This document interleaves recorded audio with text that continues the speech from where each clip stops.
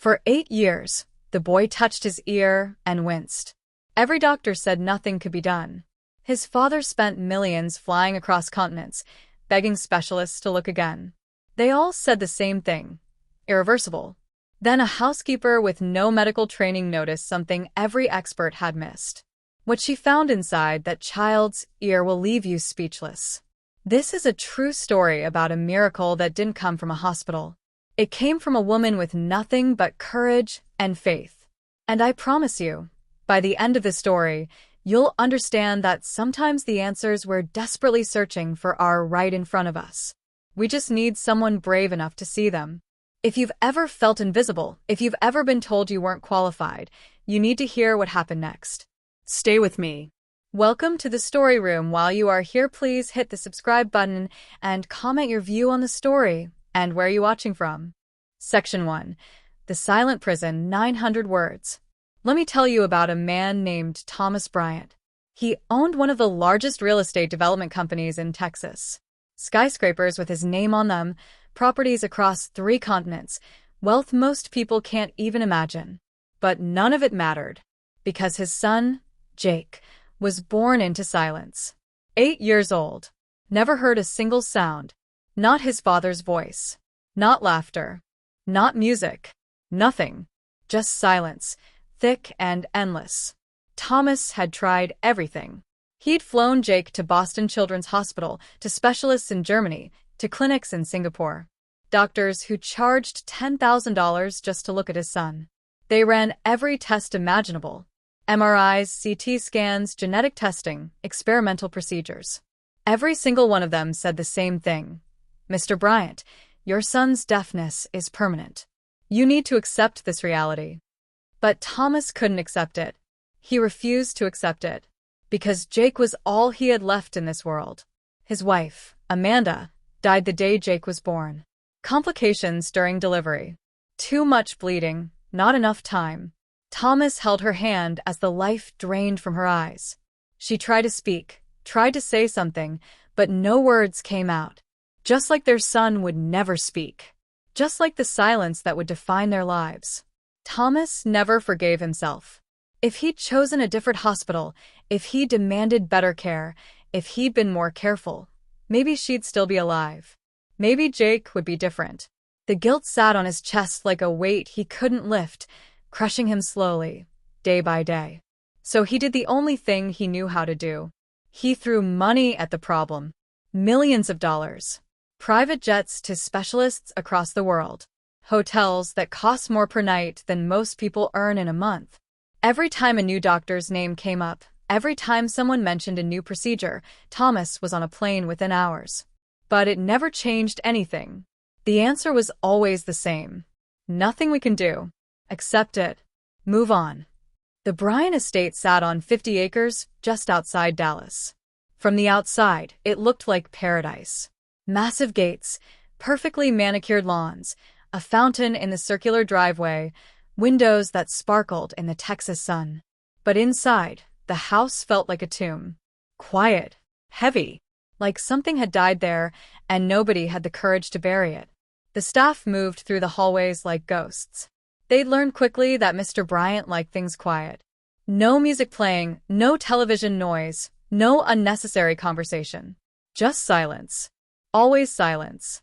And somewhere in that silence, a little boy was disappearing. Jake spent most of his days alone in the sunroom, surrounded by model trains and building blocks. He'd arrange them in perfect lines, creating order in a world that made no sense to him. His world was small, contained, safe. Nobody bothered him there. The housekeepers avoided him, not out of cruelty, but out of fear. Like his silence was something contagious. Thomas would walk past that room sometimes and see his son through the doorway. He'd stop, watch for a moment, feel his heart break all over again, and then keep walking. Because what was he supposed to do? What was he supposed to say to a child who couldn't hear him? Every night, Thomas sat in his study staring at the family portrait above the fireplace. Amanda's smile frozen in time. Her eyes still bright, still full of hope. A younger version of himself standing beside her, looking like a man who believed the future would be kind. And between them, Jake at 3 years old, before Thomas fully understood that his son would never hear his mother's name. Thomas would pour himself a drink, stare at that portrait, and ask the same question he'd been asking for 8 years. Why? Why did you take her? Why did you leave him like this? No answer ever came. Just silence. Always silence. What Thomas didn't know, what he couldn't possibly know, was that an answer was coming. It just wasn't coming from where he expected. It wasn't coming from a fancy hospital or an expensive specialist with credentials covering an entire wall. It was coming from someone he'd hired to clean his floors. Her name was Isabel, and she was about to walk through his front door with nothing but faith in her heart and bills she couldn't pay. She had no medical degree, no special training, no reason to believe she could help where everyone else had failed. But she had something the specialists didn't have. She had eyes that actually saw. She had a heart that actually cared.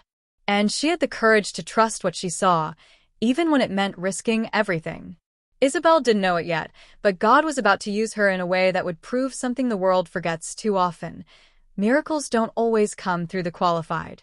Sometimes they come through the willing. Sometimes the people with the least credentials have the most faith. And sometimes that's exactly what a miracle needs. The gate buzzed. Isabel stood outside, clutching her bag, trying to steady her breathing. This was it. Her last chance. And on the other side of those gates, a little boy was touching his ear and wincing in pain. Nobody was paying attention. Nobody except the woman about to change everything. Isabel Reyes arrived on a cold Monday morning in November.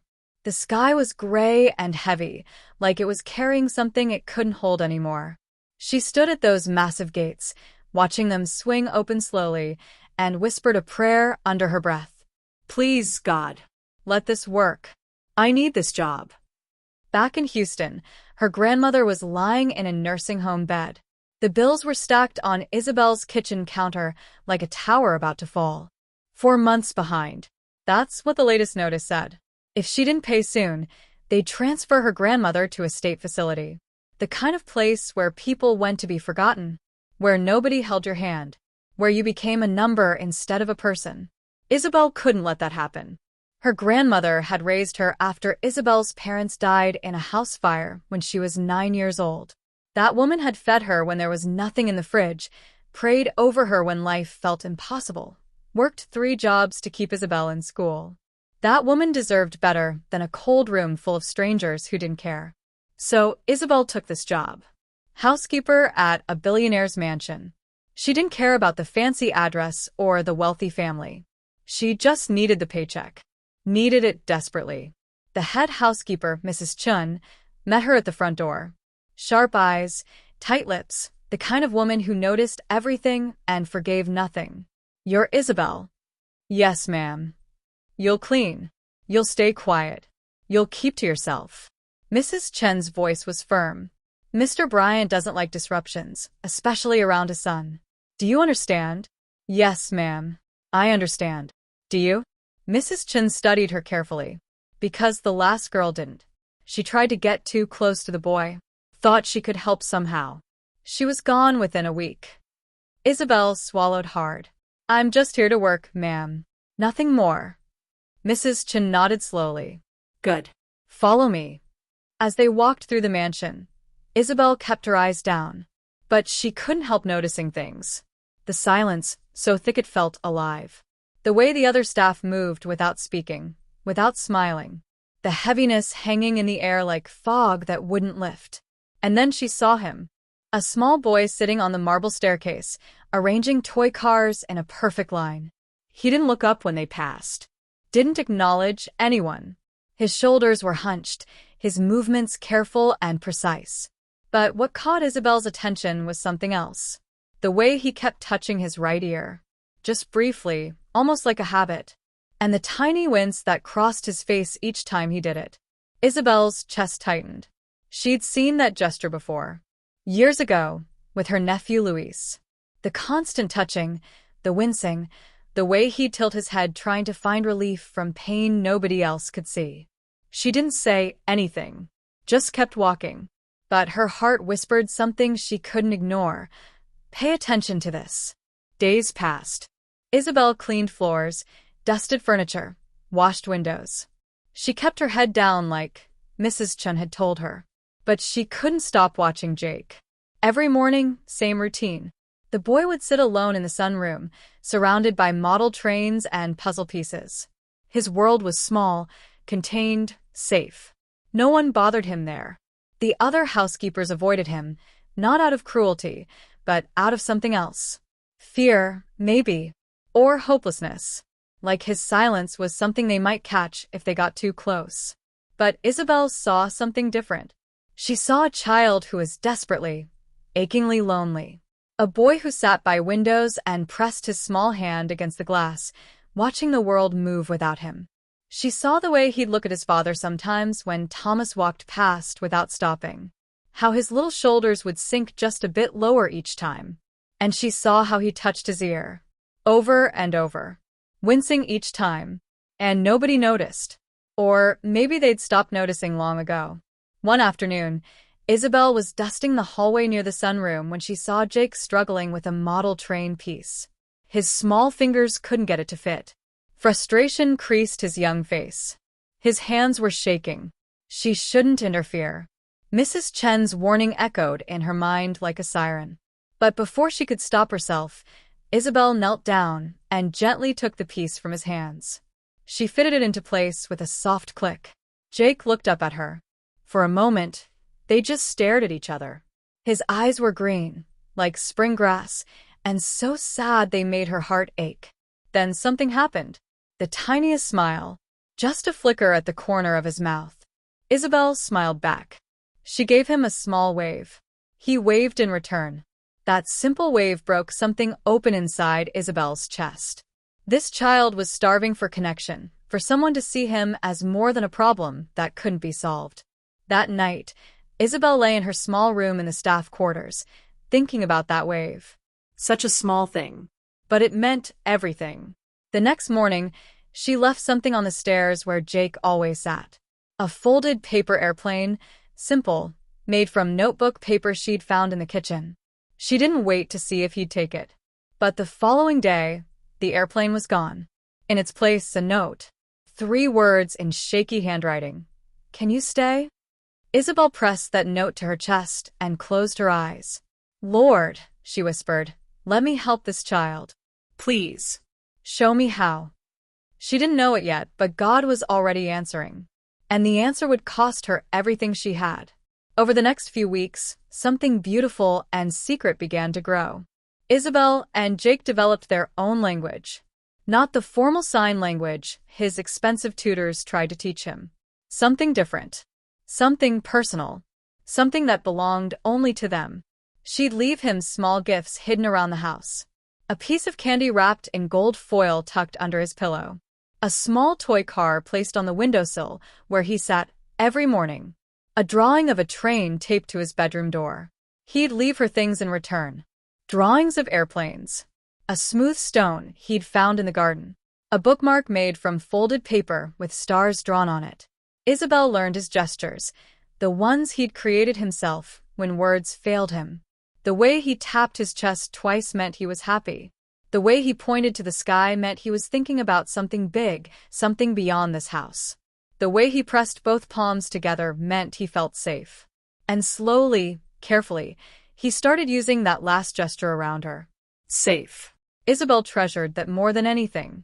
This child, who'd spent 8 years in silence and loneliness, felt safe with her. That meant everything. But she also noticed something else. Something that worried her more each day. The way Jake touched his ear was getting worse. More frequent. The winces deeper. Sometimes she'd see him in the hallway, stopped in place, both hands pressed to his head, his small face twisted in pain. And still, nobody noticed. One evening, Isabel was folding laundry in the staff room when Mrs. Chen appeared in the doorway. I've seen you with the boy. Isabel's stomach dropped. Ma'am, I'm not. I warned you. Mrs. Chen's voice was sharp as broken glass. Mr. Bryant has rules. Staff doesn't get close to Jake. We don't interfere. We don't try to fix things. I'm not trying to cause trouble, Isabel said quietly. He's just so lonely. That's not your concern. Mrs. Chun stepped closer. You're here to clean, not to mother that child. Not to fix what can't be fixed. Do you understand? Fix what can't be fixed. Those words hung in the air like smoke. If Mr. Bryant finds out you've been getting close to his son, you'll be gone. Mrs. Chen's eyes were cold. No references. No second chances. Think about your grandmother's bills before you do something stupid. She walked away, her heels clicking against the floor like a countdown. That night, Isabel sat on her bed, staring at the wall. She thought about her grandmother, alone in that nursing home. She thought about the bills she couldn't pay. She thought about the paycheck she desperately needed. But then she thought about Jake. His lonely eyes. His pain. The dark things she'd seen deep in his ear when the light hit it just right. Mrs. Chen's words echoed. Fix what can't be fixed. But what if it could be fixed? What if everyone was wrong? Isabel picked up her Bible and held it close to her chest. Lord, I don't know what to do. I can't lose this job. But I can't ignore what I'm seeing. I can't watch this child suffer. She waited in the silence. No answer came. Just the weight of a decision she wasn't ready to make. 3 days later, everything changed. Isabel was cleaning the upstairs hallway when she heard it. A soft thud, then silence. Her heart jumped. She stopped, listened. Another sound, like a muffled cry. She followed the sound down the hall. And there was Jake, sitting on the floor near his bedroom door, his small body hunched over, both hands pressed tight against his right ear. His face was twisted in agony. Tears streamed down his cheeks, but no sound came from his mouth. He was crying in complete silence. Isabel dropped her cleaning supplies and ran to him. She knelt in front of him, her hands shaking. Jake, look at me. He opened his eyes. Red, wet, full of pain. She gently touched his hands, pulled them away from his ear. She tilted his head toward the hallway light and looked. There it was, deep inside his ear canal. Something dark, dense, bigger than before. How had every doctor missed this? How had every expensive scan overlooked it? Isabel's mind raced back to her nephew, Luis. He'd been partially deaf for 5 years. The family had accepted it, adjusted to it, learned to live with it. Until one day, a nurse noticed something the doctors had missed. A simple blockage. One quick procedure, and Luis could hear again. Just like that. 5 years of silence. Ended in minutes. Isabel's hands trembled. Jake, she signed carefully with one hand. There's something in your ear. Something that shouldn't be there. His eyes went wide with fear. We need to tell your father, she signed. Panic exploded across his face. His hands moved fast, frantic, desperate. No. No doctors. Please. They hurt me.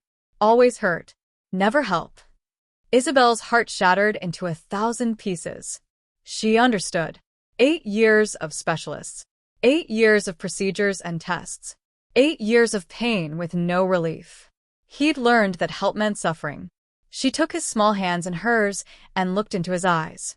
I would never hurt you, she whispered, even though he couldn't hear her. Never. He stared at her, and slowly his breathing calmed. But the fear didn't leave his eyes. It stayed there, deep and dark. Isabel sat with him until the tears dried, until his hands stopped shaking. But inside her chest, something was breaking. Because she knew what she'd seen. She knew what it meant. And she knew that very soon, she'd have to make a choice that would change everything. For 3 days, Isabel couldn't eat, couldn't sleep, could barely think. Every time she closed her eyes, she saw it. That dark mass lodged deep in Jake's ear, blocking everything. And his face, twisted in pain, crying silent tears that nobody else saw. On the 3rd night, she sat on the edge of her bed, Bible open in her lap. But the words blurred. All she could see was Luis, her nephew. Deaf for 5 years, written off by doctors who said nothing could be done. Until someone finally looked close enough. One simple procedure. One moment of real attention. And his world exploded into sound. Isabel's hands wouldn't stop shaking. She knew what she'd seen in Jake's ear. She knew. But who was she? A housekeeper. No medical degree. No training. No right to touch that boy. If she was wrong, if she hurt him, she'd go to prison. If she was right, but Thomas found out she'd acted without permission, she'd lose everything.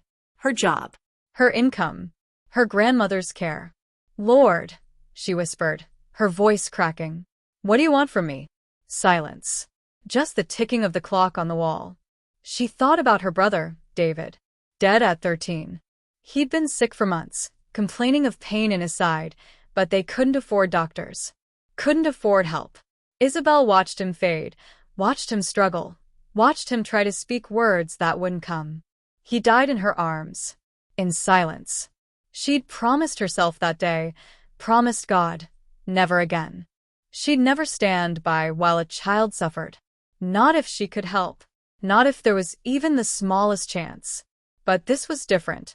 This wasn't her brother. This was a billionaire's son. And she was nobody. Isabel closed the Bible, stood up, walked to the window.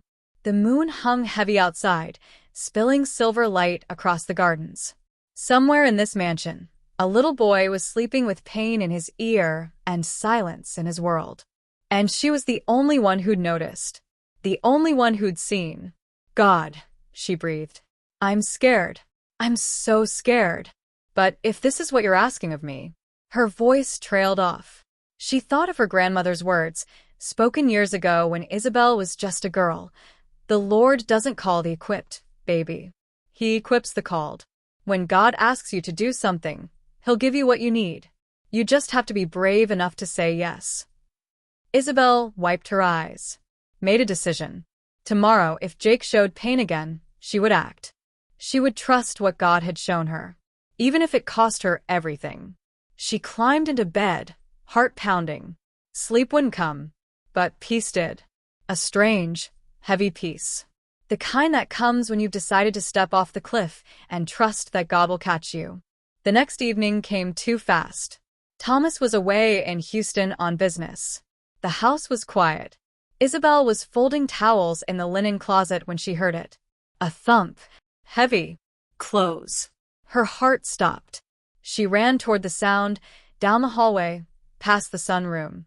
Jake lay on the floor near the staircase, curled up in a ball, both hands pressed to his ear, face contorted in agony. Tears streamed down his cheeks. Silent tears. No, no, no. Isabel dropped to her knees beside him. I'm here, baby. I'm here. She cradled his head gently, tilting it toward the evening light coming through the window. The dark mass was clearly visible now. Swollen. Pressing against his ear canal. Angry and infected. Her hands trembled. This was it. The moment. She reached into her pocket and pulled out the sterilized tweezers she'd taken from the first aid kit 3 days ago. Just in case. Just in case God asked her to be brave. Her breath came in short, panicked bursts. Lord, she whispered, guide my hands. Please. Please guide my hands. Jake looked up at her, eyes wide. Scared. But trusting. I won't hurt you, she signed with one hand, even though her fingers were shaking. I promise. He nodded slowly. Isabel steadied herself, took a deep breath, and gently, carefully, moved the tweezers into his ear canal. She could feel it, the dark mass, dense and sticky. She hooked it gently, pulled. Resistance. Her heart hammered in her chest. She pulled again, slow, careful, and then release. Something slid free. Dark, wet. Years of build-up that had stolen his hearing. It landed in her palm. Isabel stared at it, her stomach turning. But before she could react, Jake gasped. A real gasp. Audible. Loud. His hand flew to his ear. His eyes went wider than she'd ever seen them. He sat up suddenly, looking around the hallway like he'd never seen it before. Then he pointed at the grandfather clock on the wall. The one that had been ticking his whole life. The one he'd never heard. His mouth opened. A sound came out. Rough. Broken. Unpracticed. But real. Tick, he whispered. Isabel's tears fell fast and hard. Yes, baby. That's the clock. You can hear it. You can hear. Jake's whole body trembled. He touched his throat, felt the vibration of his own voice. His eyes filled with wonder and fear and something else. Hope. His mouth opened again. One word. The first real word he'd ever spoken out loud. Dad. Isabel sobbed. She pulled him close, holding him tight as sounds flooded his world for the first time in 8 years. You can hear, she whispered into his hair. Thank you, Jesus. Thank you. You can hear. Jake clung to her, shaking, overwhelmed. And then footsteps. Heavy. Fast. Coming down the hallway. Isabel looked up. Thomas Bryant stood in the doorway, face white as death, eyes locked on his son on the floor. And the blood on Isabel's hands. What have you done? Thomas's voice shook the walls. Thomas rushed forward, pushing Isabel aside roughly, grabbing Jake by the shoulders. What did she do to you? His voice was panicked, desperate. Jake flinched at the sound. So loud. So sharp. So overwhelming. But then his mouth opened. Dad. I can't hear you. Thomas froze. His entire body went rigid. What? Jake reached up with his small hand and touched his father's face, tears streaming down his cheeks. Your voice. Is that your voice? Thomas's legs buckled. His mind couldn't process what was happening. But before the moment could breathe, before he could understand, his eyes landed on Isabel's hands. The blood. The tweezers. The dark mass sitting in her palm. Terror overtook wonder. Security, he bellowed. Now. 2 guards appeared instantly. Get her away from my son. Sir, please listen to me, Isabel pleaded, her voice breaking. I didn't hurt him. I helped him. Look. She held out her palm, showing him the blockage. This was inside his ear. This is why he couldn't hear. I removed it. You're not a doctor. Thomas roared, his face red with rage and fear. You could have killed him. You could have damaged him permanently. The guards grabbed Isabel's arms roughly. Jake screamed. Actually screamed out loud. No. Don't take her. Please don't take her. The sound of his son's voice, loud and desperate and real, stopped Thomas cold. But the fear was too strong. The anger too overwhelming.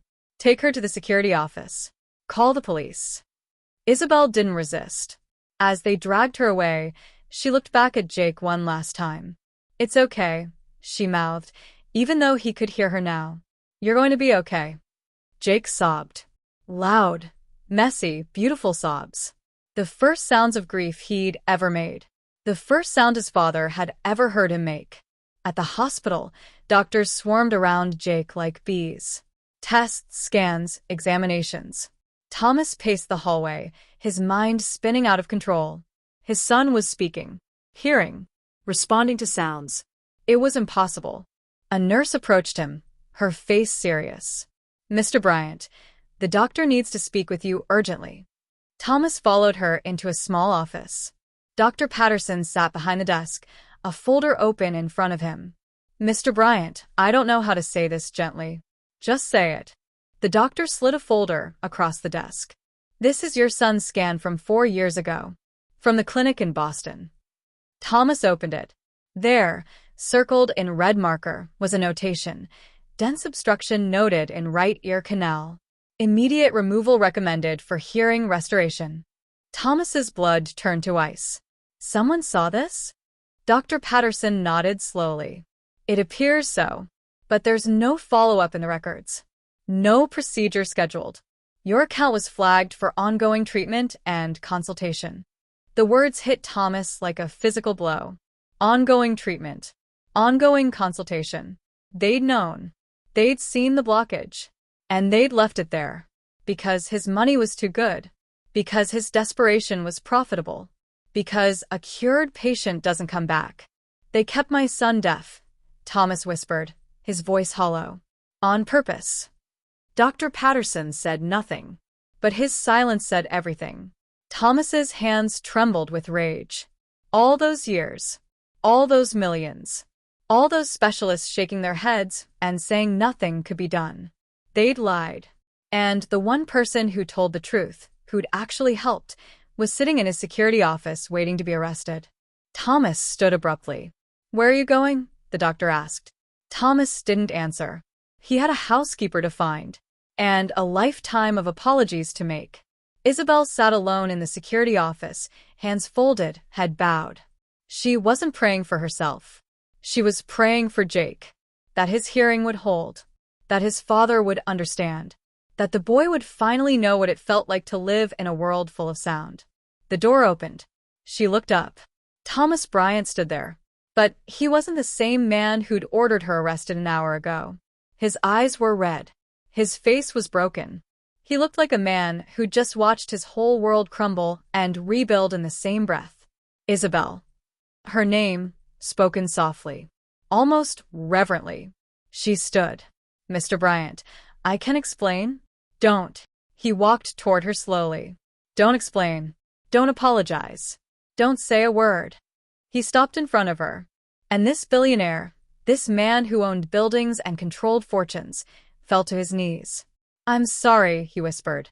"I'm so sorry." Isabel's breath caught. The doctors knew. Thomas's voice cracked. "They saw the blockage years ago. They left it there because my money was too valuable to cure. I trusted them. I trusted credentials and degrees and expensive hospitals.